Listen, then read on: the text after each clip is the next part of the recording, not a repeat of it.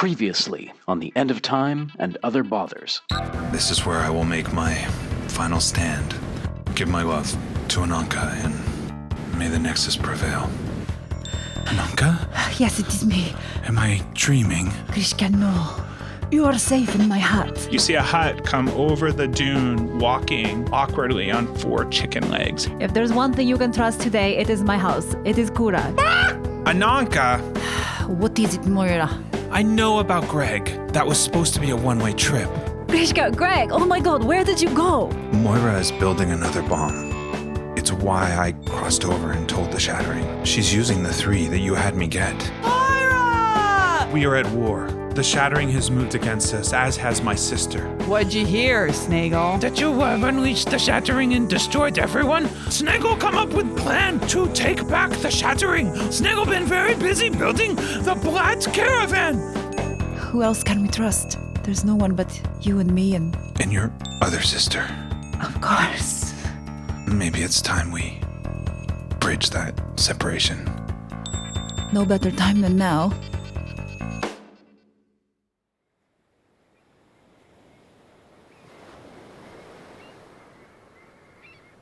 We're racing over water, ocean, as far as the eye can see, but an island approaches. We are in the western reaches. Water laps at us as we rise and fall just above the waves, moving as fast as a bird. And we lift up into the air just as we approach the shore, a beautiful shore which quickly changes into craggy rocks and misty fields. As we come around on a small clearing with a small mound of earth that at first might be mistaken for just a bump in the ground, but as we bank and come closer, we see there are little windows built into the sides and a little wooden door, which opens, and out steps a young woman who moves as if older than her age would suggest.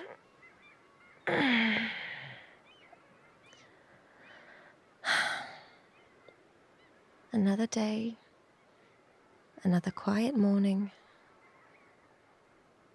another moment to wonder what I have done. A cloud moves strangely in her vision above as she stares up out of the clearing, gathering, growing darker, a portent, an omen, or perhaps just an aberration. Sisters, what have you done? Rain begins to fall, and yet there is no cloud directly overhead. The door slams shut on the hut. Okay, calm down. You left, everything was fine. Ananka was taking care of it, everything's fine. Just, I'll run some water. I'll just check on them to make sure everything's fine. It's fine. You did the right thing. Okay, As Tekmar steps forward towards the hut, a tremor runs through the ground beneath her feet. And suddenly, in a blinding flash of light, the windows of the hut bulge outwards, strangely, and then collapse inward in an explosion that is more felt than heard. Glass billowing inwards in the hut, and the door cracking open and wood splinters flying inside as the hut implodes on itself, but is still standing. Oh, God. Oh, no. It's already come. How has it found me?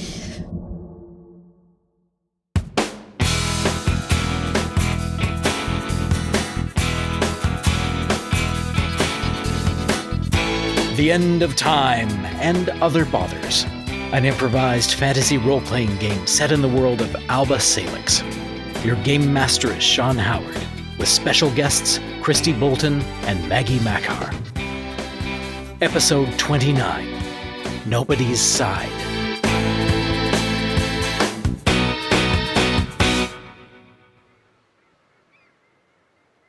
Out of the corner of Tekmar's eye, she sees that there is something on the little table that is somehow untouched in all the disaster that is inside that hut. Even from outside, she can see something gleaming on the little table she had in the center of the hut. What? And she walks towards the window as close as she can so that... What was the window? What was the window? Trying to peek in without touching what's inside because she feels the energy. She feels that moment, and she's trying to decipher what she's seeing. It's looking into a hurricane that everything was pulled in towards the table.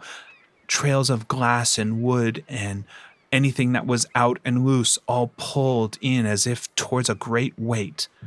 And sitting on the table is a piece of paper, and something gleams in the light that you can't quite make out. But it's not moving. She takes a deep breath and takes the risk to go inside, moving through the splinters of the door.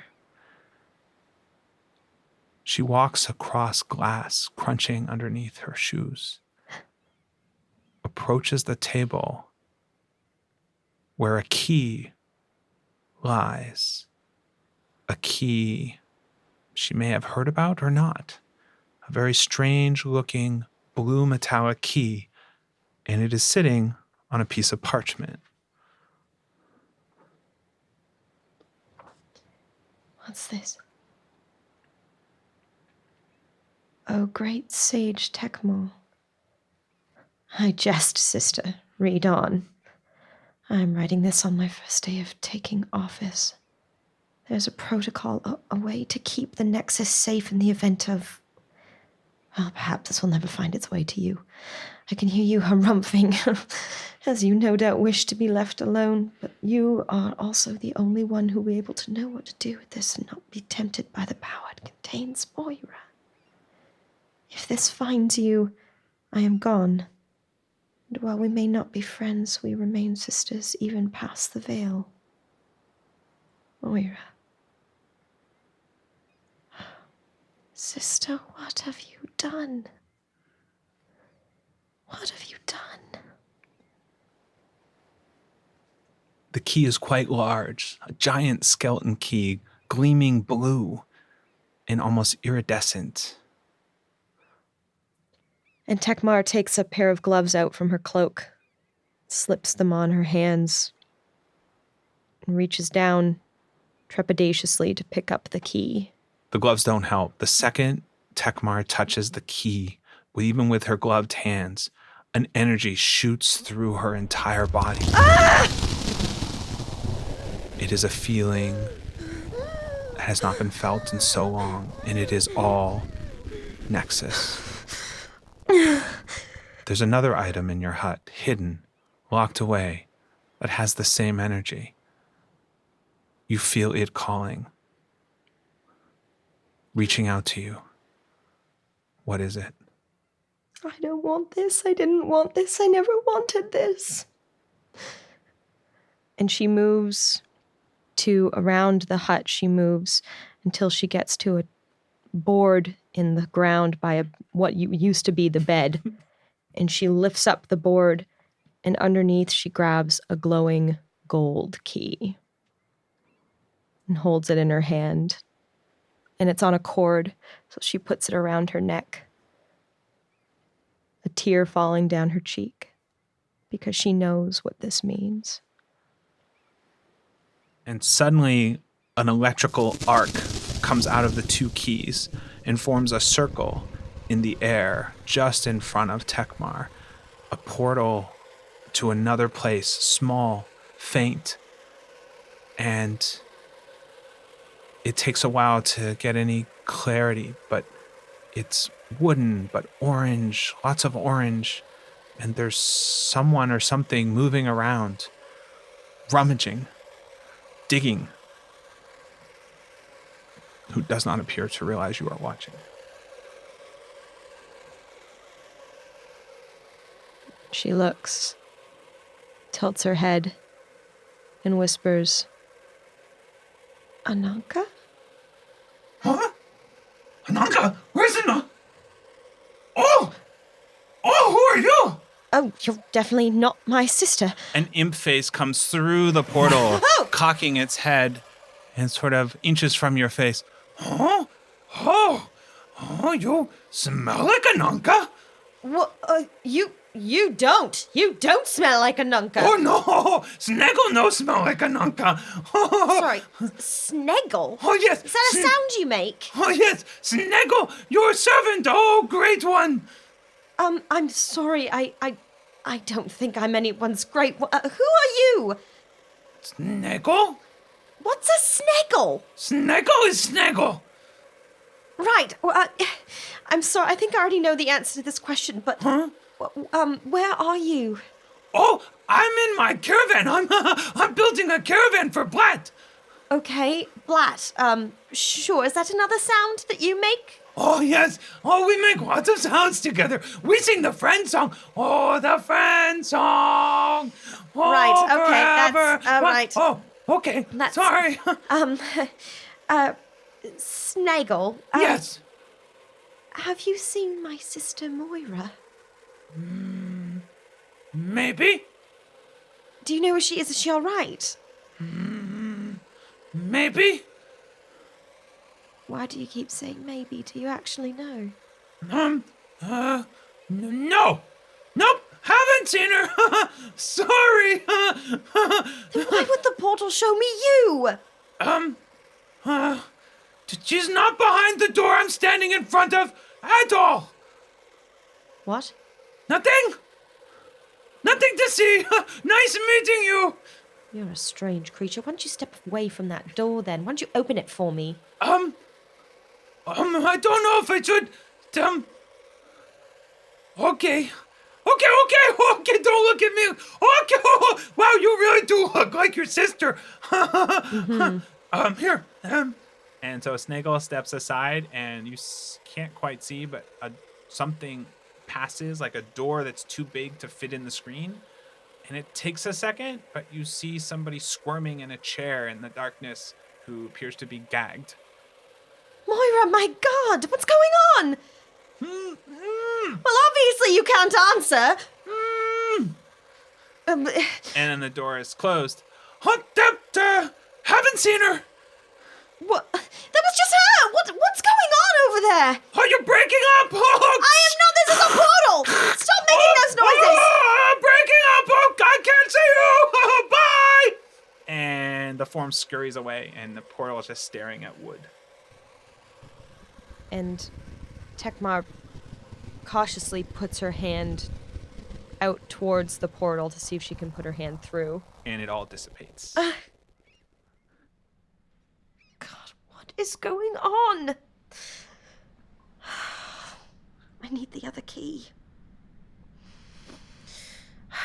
Moira, we might not have been friends, but I'm not going to leave you to that fate. Looks like I'll have to come out of hiding after all. That's when you notice how dark it is for midday. That's strange. And Tekmar, again, avoiding the chaos that is the center of her hut, moves around to the splinters of the door and cautiously tries to get her way out and looks up at the sky to see the swirling darkness, and her stomach just drops out of her.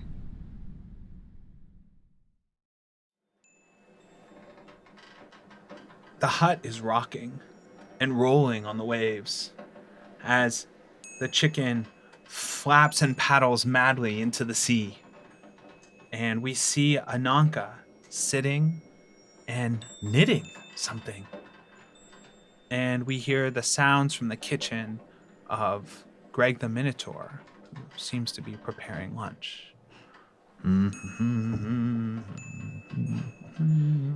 Grishka, are you making borscht again? Yeah, but of course. Thank you, I appreciate it. I like to throw you off sometimes, make it, make it exciting, make you feel a little like, oh, Ananka's angry again, you're making borscht. It's only my favorite thing. Potato borscht, of course. Of course, of course. I know we've been stuck in this small room together for so long. I just wanted to give you some space. You know, all this is making me realize how thankful I am that we are even in the same room.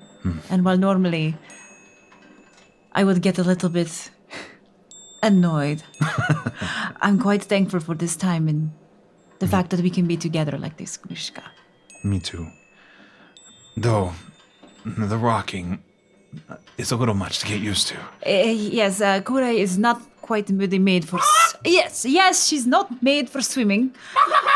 Yes, be calm. Calm. We are almost there, I promise.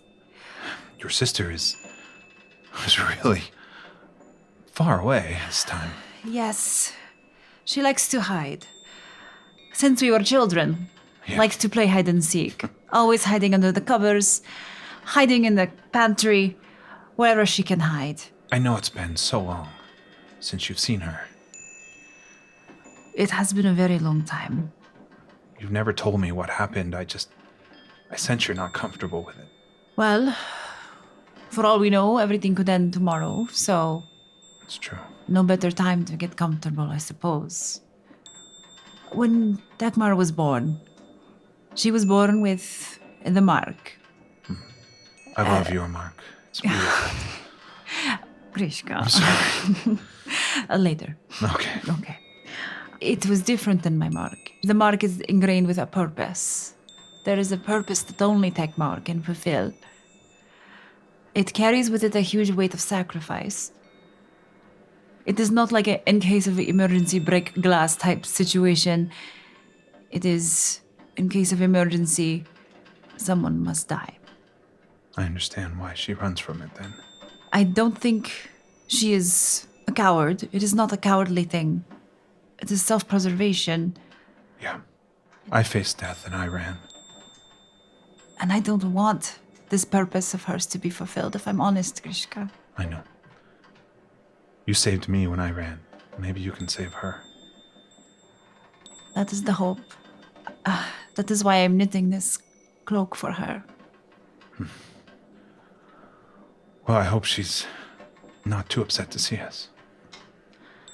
I imagine she may be maybe a little bit put out, but perhaps a little bit of happiness may be hidden there.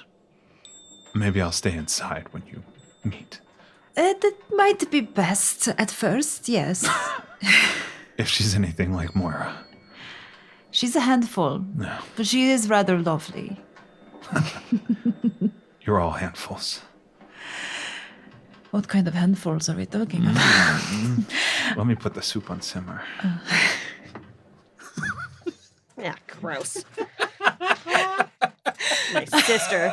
Disgusting.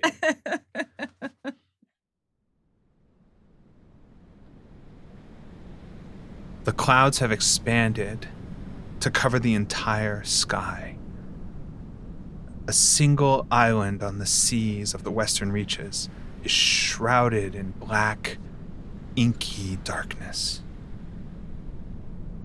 Tekmar stands in the small clearing outside what's left of her hut as she senses something changing and moving above her. What do you want? It's not time yet. I don't feel any different. It's not like this. What can I do? What do you want? What can I do? A pair of boots step out from the edge of the trees. You see a wasted figure of a man carries his head high in a gray-blue jacket over deep black trousers, quite snazzily dressed, a sharp nose and piercing and cutting gaze. Well, you could begin by just giving us the key. Or should I say, both keys? Who are you? Ah, my apologies, the man says as he steps closer. My name is Dirk von Frampton. At your service. And he bows most eloquently. That name's almost as ridiculous as a little imp I met earlier. She's stepping away. Well, I'm not sure of who you speak, but I can say that who I serve will pay you most graciously for both of those keys. I don't know what keys you're talking about. Well, we could begin with the one that's around your neck. What? She, stuffs it into her shirt and she's just looking around. Well, that was a little idiotic of me, wasn't it? And then we can discuss Moira's key. What? Did I stutter? I do have a tendency sometimes. I get a little excited. How do you know my sister?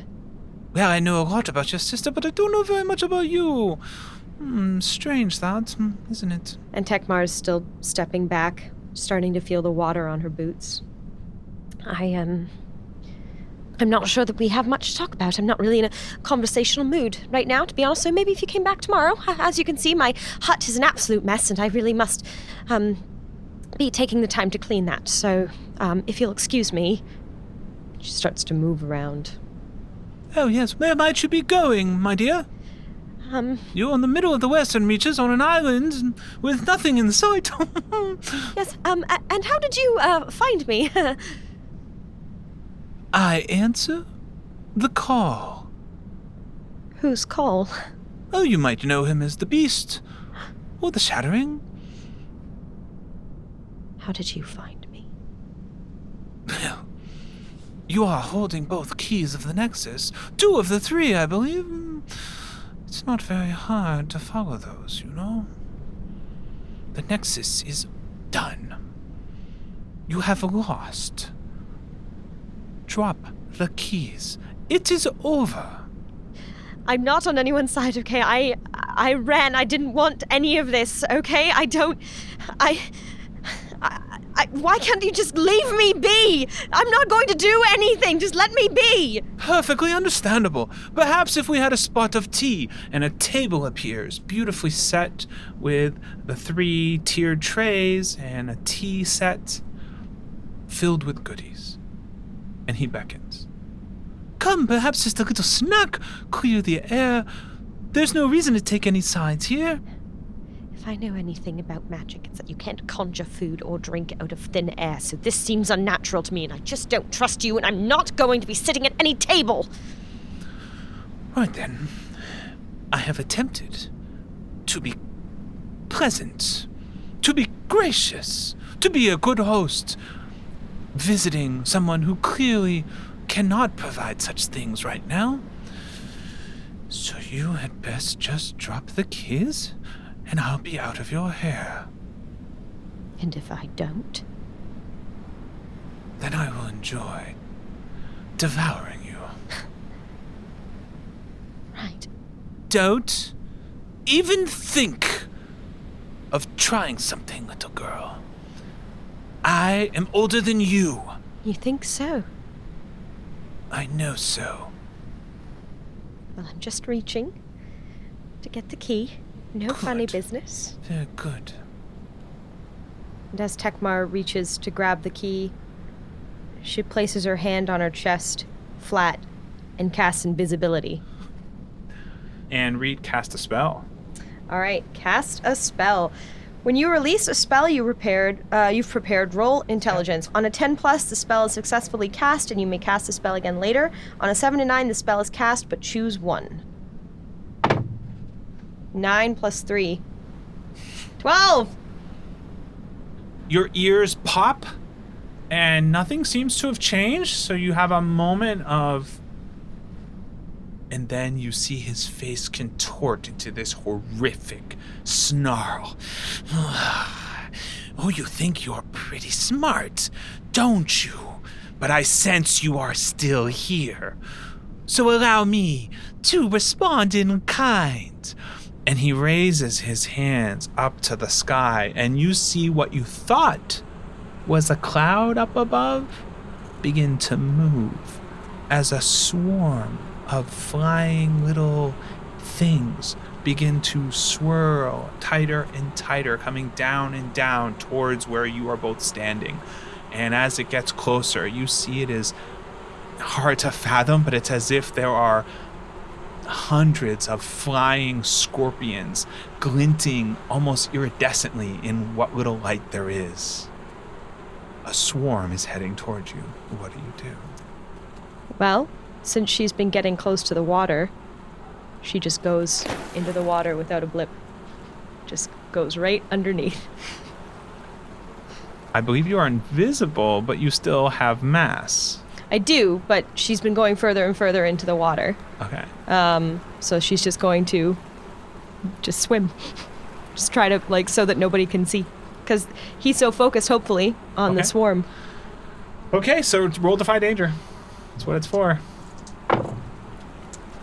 8. Do I have anything plus? Dex. My dex? So 9. Okay, so that is a partial success.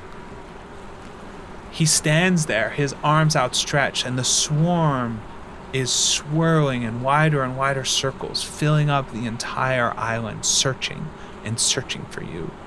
And you hear him laughing. You have to come back sometime, little girl. And you are afloat in the ocean, in the nearest island of your perfectly secluded place. It is probably too far to swim. Okay. You hear a buzzing. It gets close and then goes away. Gets close and goes away. Now, while you are casting invisibility, you can't cast another spell. That's the whole idea, right? So as long as you maintain that focus, you stay invisible. Mm-hmm. If you cast something else, you'll have to drop invisibility. Okay. So Tekmar, keeping her nose just above water, slowly treads around the island, checking to see if there's any places where the bugs have checked and have since disbanded. There's like a swarm, so there's places, that it's not currently there. Yes. Mm-hmm. Bushes and rocky outcroppings, and you know the island well. Yeah. So she just makes her way and then comes to a small area that also appears to be clear. But Tekmar is not a dummy. She's placed a trap underneath a bush that she then lifts, looking around, and quietly goes into a bunker that she's made for herself. Okay. Under the ground, and closes the top.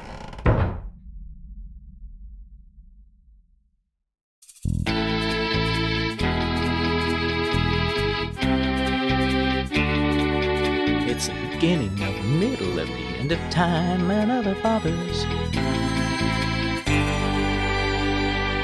Hi, everyone. It's Eli here. Sean is off at Podcast Movement, living it up and hobnobbing with all kinds of awesome folks from the audio fiction community. I'm back here putting the finishing touches on this here episode, and I guess the big news for me this week is that I GM'd my first game. It was super fun. It was very stressful. There's a whole lot going on. I'm not very good at it yet, but I'm so keen to try it again. The game we were playing is Impulse Drive. If you're into Firefly or Killjoys or anything like that, it's right up your alley. It's powered by the Apocalypse, so the mechanics will be very familiar to you if you've followed our show here. All of which brings me in kind of a roundabout fashion to the show I want to talk about this week, which is called Merely Roleplayers. It's produced by the Black Shaw Theatre Company. The cast and crew just do this actual play podcast on the side, which is a lot of fun. They do a different system every season. And as far as I know, they are the first podcast to do a whole actual play adventure in Impulse Drive. So that got my attention right away. But they do all kinds of other stuff. Like the latest season, they're Sky Pirates. They've done ones where they're a struggling theater company here on Earth. It's really a ton of fun, and you should check it out. It is Merely Roleplayers. Look them up wherever you find your podcasts. Anyways, that's enough out of me. Let's get back to the show.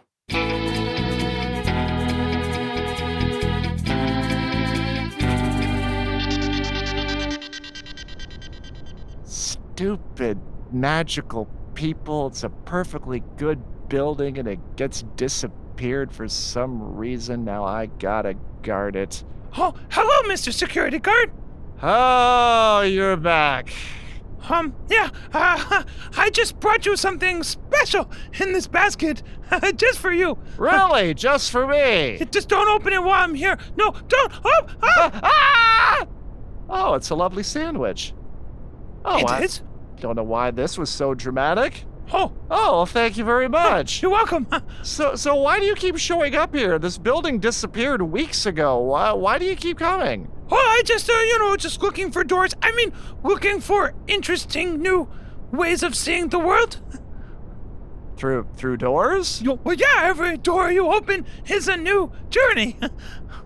I see, so it's a metaphor. Yeah, I just, if you see me maybe taking a couple doors that were, discarded, that's no big deal, right? Well, it's not so much discarded as the building vanished and there's just refuse everywhere, but hey, you keep plying me with sandwiches, I'll look the other way. Oh, okay, good. I'm just gonna go over here to this very strange shiny door. Whoa. Oh, yeah?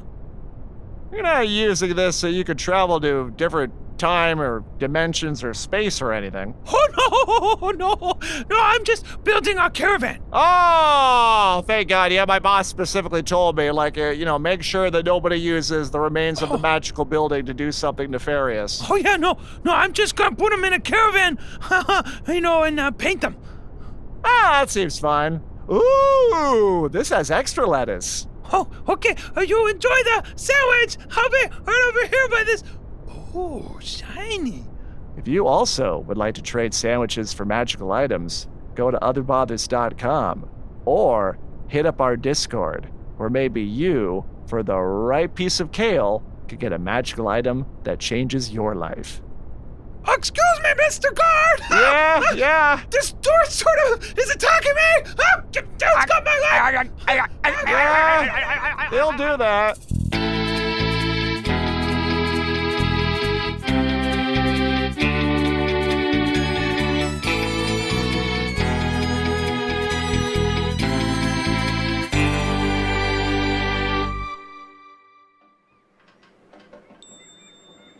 It's morning, and Ananka and Greg wake up slowly,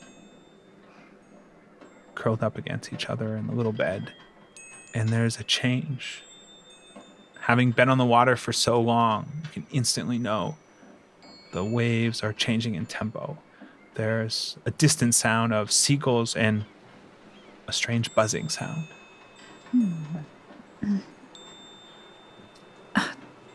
Do you hear that? I thought I was dreaming it. No, Greg is up in a flash, rolling forward and getting dressed. you're right. Something's wrong. We are getting closer now to Tekmar. Something must be wrong. Someone must have reached her before we did. Greg is already pulling the crossbow and cocking it and reaching over and pulling out your bone staff and handing it to you. And Ananka gets dressed because they were sleeping in not a very dressed state. And directs the hut to slowly prepare for getting out of the water and onto land as they are nearing their destination. The hut refuses. Gura, we will be fine. We will be fine. Why do you resist me? The buzzing sound is growing louder. Ananka senses the fear all throughout the hut. It's literally, the hut is shaking. Get yourself together. This is not the time to be scared. This is the time to be brave. Are you brave? You can be braver than that. I don't want to be the one to have to put a spell on you because I know you can be brave. Gura. Do you remember how Tekmar used to paint your walls the beautiful, beautiful blue. We owe it to Tekmar. And the hut lurches forward and takes to the air, and you hear a pattering of things striking the side as if thousands of bugs are hitting the side loudly of the hut, and the buzzing is growing louder, and Greg is gesturing at the window. Ananka, this is strange. There's some kind of swarm. It looks like a scorpion. Worse than that, flying scorpions. Huh. Okay. Ananka reaches around the hut to see if there's anything she can do. I think we have to take the hut in and get out fast and... Okay, we just have to move quicker. Otherwise, they will surround us. They will attack us. They will get inside, and we're done for. Yeah. Okay. So, hurry up, Gora!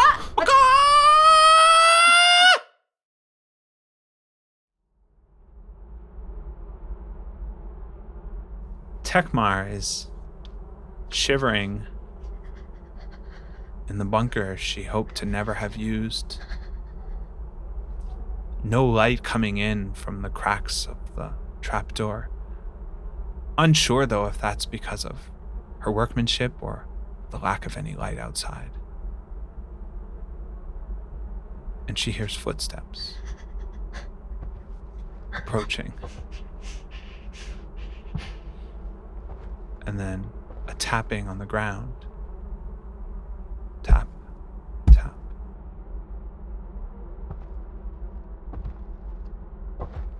And then a tap that resounds on wood. Oh, there you are. Not very hard to track you. Are you going to come up, or should I come down into the darkness?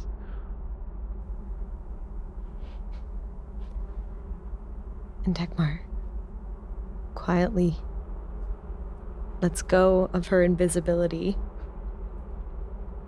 and summons a magic missile just hovering above her finger as she shakes with fear, pointing it at the door. Okay. And there's a strange sound. The buzzing is quite scary, and the tapping of a foot. But there's a chicken sound. A screaming, incoming chicken, and you almost hear Von Frampton turning on the ground above. What is the...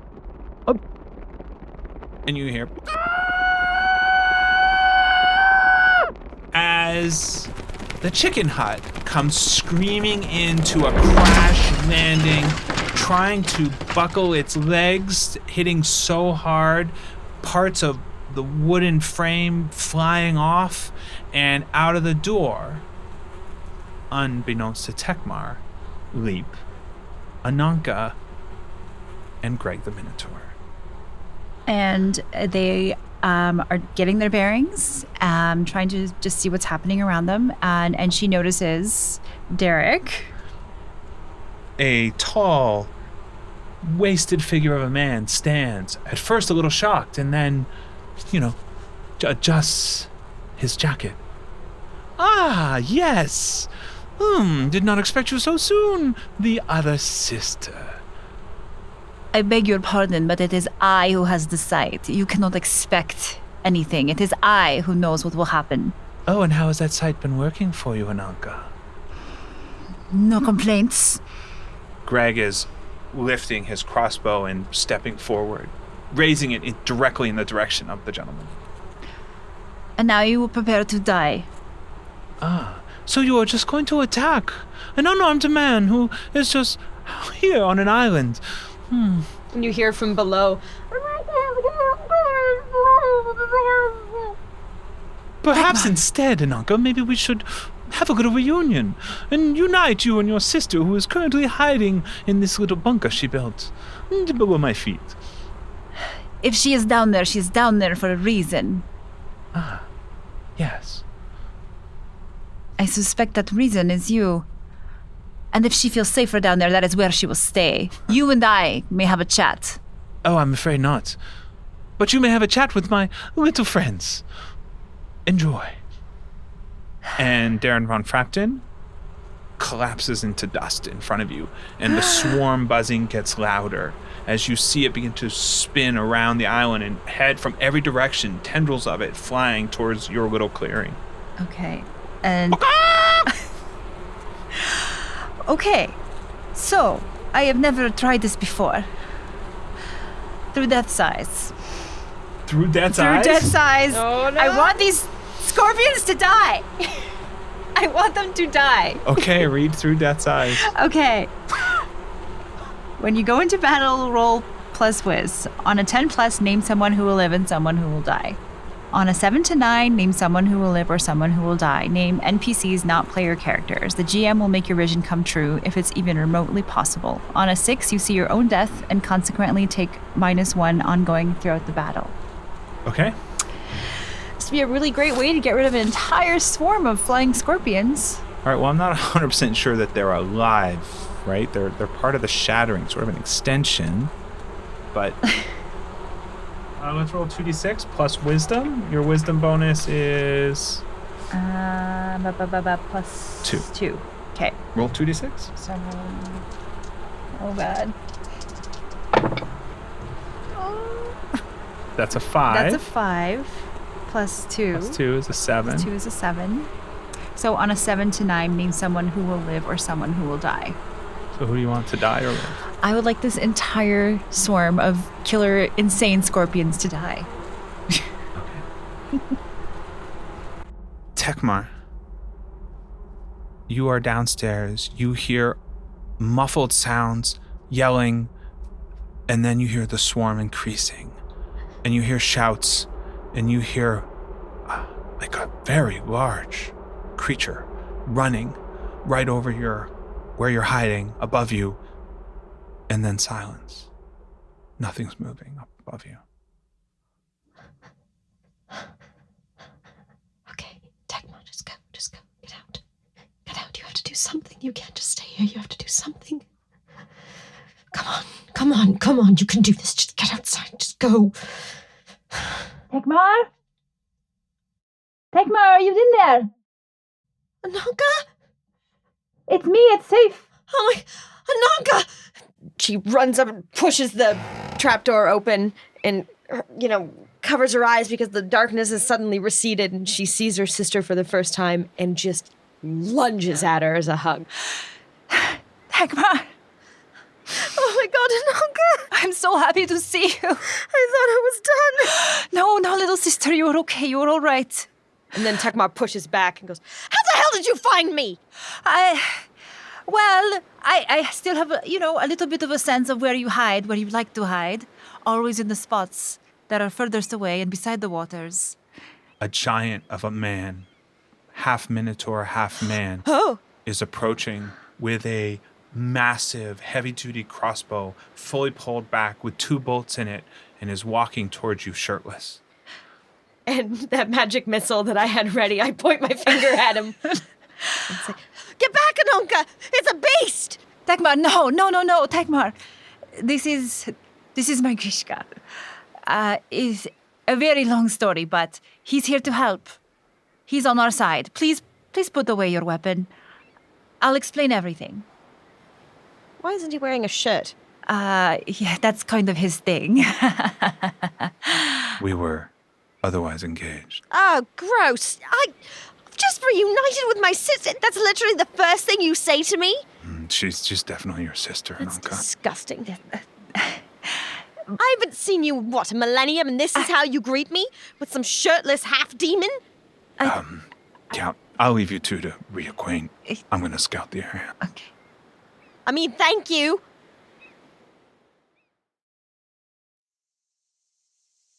We cut to afternoon. It's a hot day.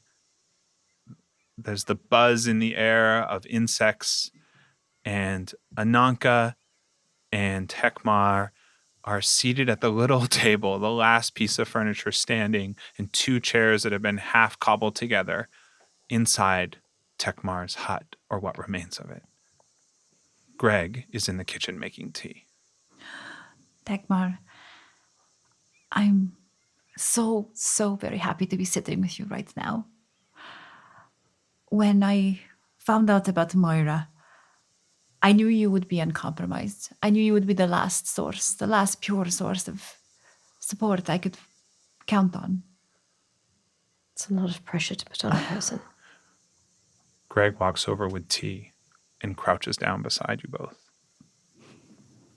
Thank you. Sorry I was sassy to you earlier. No offense taken. Here, have some tea. Thank you. Thank you. So, we need to find the 3rd key. What do you mean we need to find the 3rd key? Moira's key. No, I have Moira's. What? I have 2. Then, I'm sorry, I meant to tell you in all of the chaos. Moira sent me this and a note. It appeared in the darkness when the shattering appeared. but that would mean Moira's dead.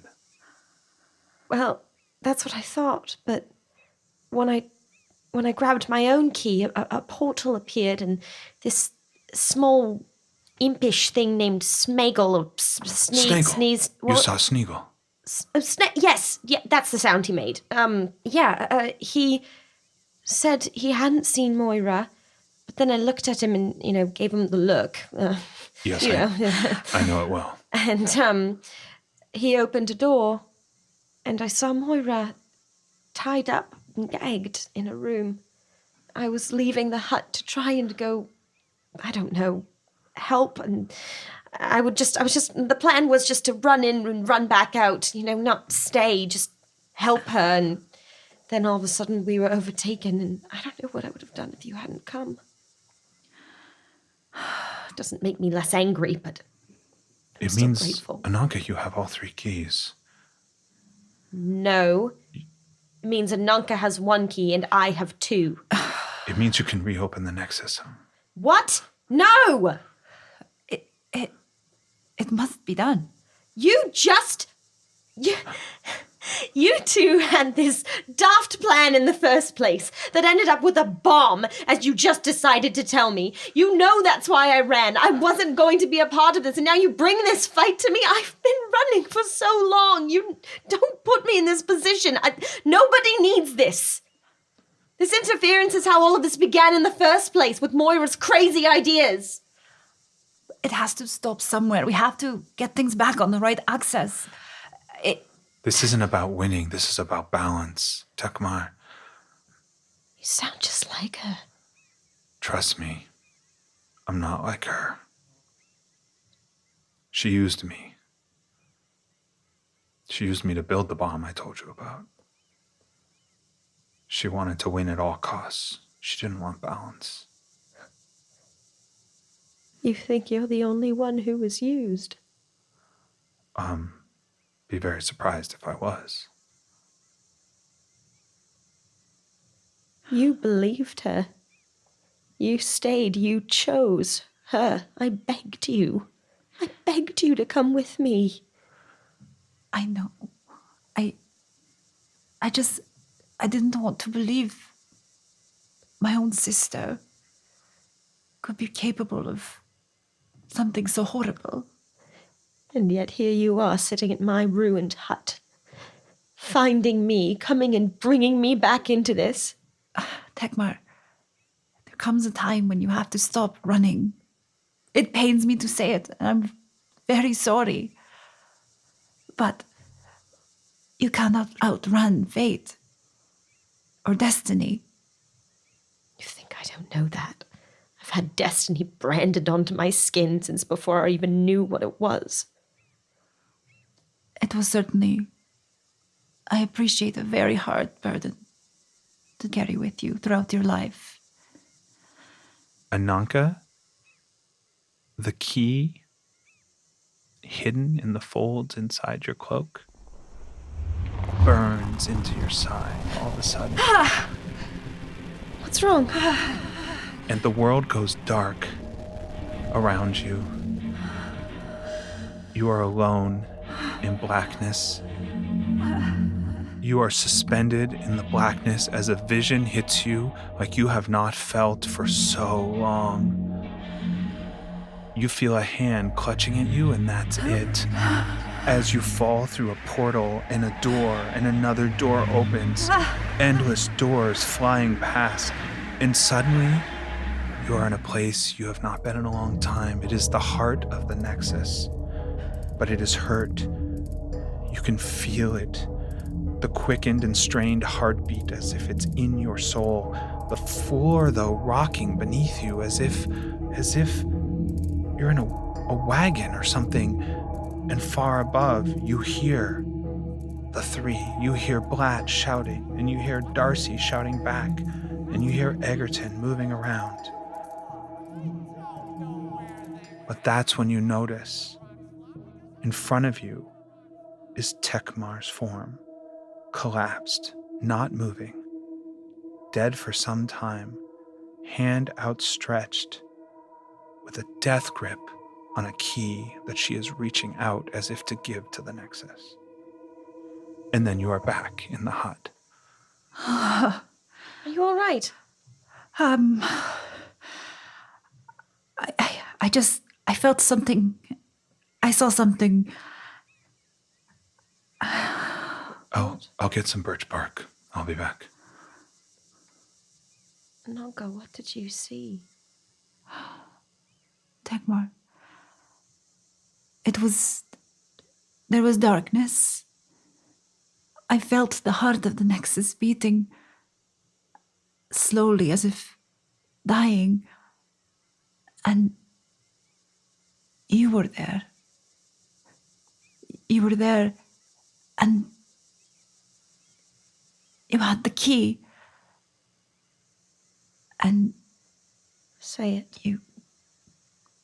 you were gone. So that's it then, huh? I had not had this dream since you were born. Well, like you said, there has to come a point when you stop running.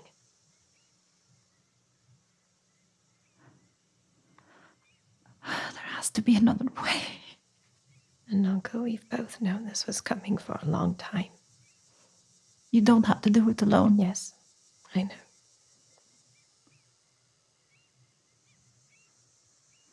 Well then, I guess it's time to go. At least there'll be someone sexy like Greg walking around with us. Do you think he keeps his shirt off all the time? Is that just like a regular? Oh, that's definitely his thing. Is this a bad time? Oh, how much did you hear? The sad bits or the I'll go get Cora ready. Thank you, Grishka.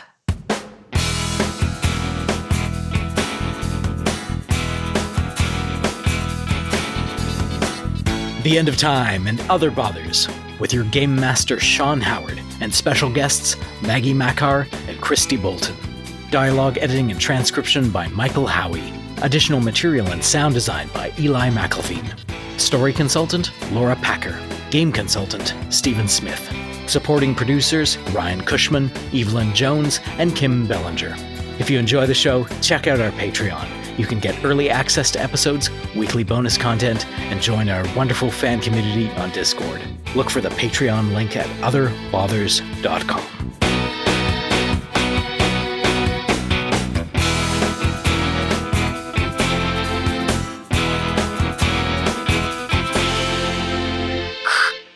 Come in, Samantha. I might need backup over here. What do you need backup for? It's that stupid little imp. He's back and trying to steal things again. This time he said he brought me lunch and then completely forgot to actually give me the lunch. He's a little imp. How can you not handle that? Have we invented radios yet? Iced teas are well documented in this era. My mistake. I just like to talk through my hand. None of us are saying over, and that's poor radio nomenclature. However, I am frustrated by... Are we going to just start this over now? All right. A Fable and Folly production.